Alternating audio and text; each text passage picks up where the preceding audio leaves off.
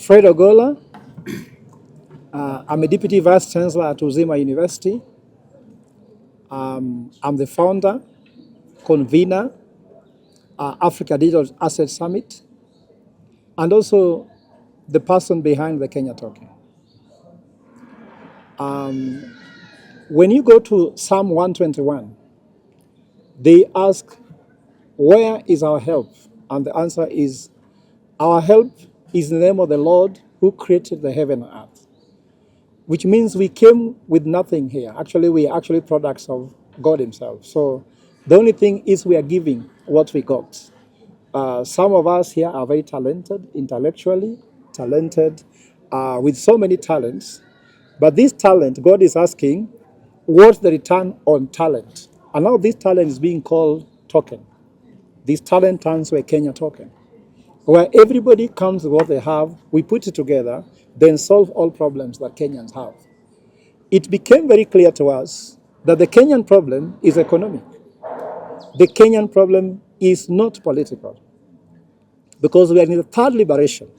The third liberation is economic, where we should have food security, we should have health security, we should have education for everybody, without leaving anyone behind. So Kenya Token will pick the weakest, the lowest, the poor, and bring them to participate in the economy. As Archbishop Hubertus Van Meegen said it very well, that everybody needs to participate in the economy. There are some people who are just fans in the economy, but the real players are very few. The Kenyan economy, 98% of Kenyans fight for 2% of the Kenyan revenue, leaving only 2% who enjoys 98% of the Kenyan revenue. So can we make the reverse happen? And can we make everybody participate equally? Nobody deserves more than any other person. So this is what the Kenyan token is all about. How can everybody participate in the Kenyan economy to be visible, even Africa as a whole? And that's why the Kenyan token is about bringing to birth the golden age of Africa and the new era for Kenya, where everybody can have a job, or at least have a luxury of being in a job or not. Because some people decide not to work, but they do so out of volition. But here, everybody is looking for work. If the Kenyan token can deliver jobs to every Kenyan, then all other dreams are valid. But before everyone can have a job, then there is no dream at all that you can have if you don't have that opportunity. So it's about creating opportunities for people that can go forward. I know that there's this critical moment when Kenyans are discussing a lot of politics. People are jumping on top of the vehicle.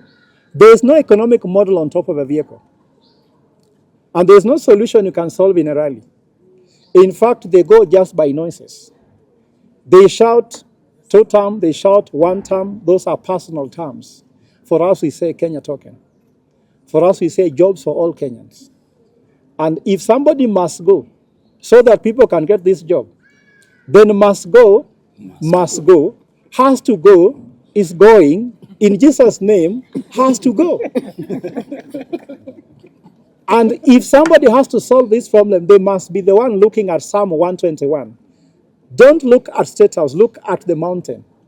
And there God says, your help is in the name of the Lord who created the heavens and the earth. Poverty is not God-made. Poverty is man-made. And God is saying, with the Kenya token, this becomes the end of it. And I want to urge all Kenyans to come and support this Kenya token. I would like Kenyans to become tokenators. Tokenate your economy. No one should solve your problem. Where in the bank, the rich and the poor meet, then the poor gives their money, then the rich takes the money and then controls the poor. We want to decentralize the finance. We want to democratize our economy so that everybody feels they participate. And that's what I call the third liberation. And if at all you want to know, we are at Kenya Token following how Jesus preached the gospel, whereby there was no manifesto, there was manifestation. We do not want manifesto. We want manifestation. Jesus told you that you've heard the lame is walking, the blind can see. Those were not manifestos, they were manifestation. He told the disciples of John, go and tell them that the miracle is happening. The cripple is walking. We don't want press statements to say, I'm going to serve the poor. We want to see the poor get out of poverty. We want to see the cripple walking. We want to see the blind seeing. We want to see people who could not be seen in economy participating.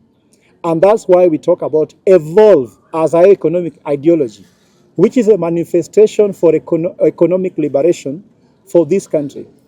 And should we do that by offering 100,000 jobs in technology nationally and 100,000 jobs per county, all Kenyans will have something to put on their table for breakfast, for lunch, and for dinner, to go to school and go to hospital. If that happens, then there's no need of an election. Then I will be president by being president. I do not have to try to be president. You either do or you don't. So I will be president by being president. Because who is a president? A president is that person who ensures there are no potholes on the road, who ensures education is working, who ensures healthcare is working. But if you are a president that you are the only one who has a road, the rest have the roads to nowhere, then you're not a president. You cannot be a husband and kids can't go to school and can't eat.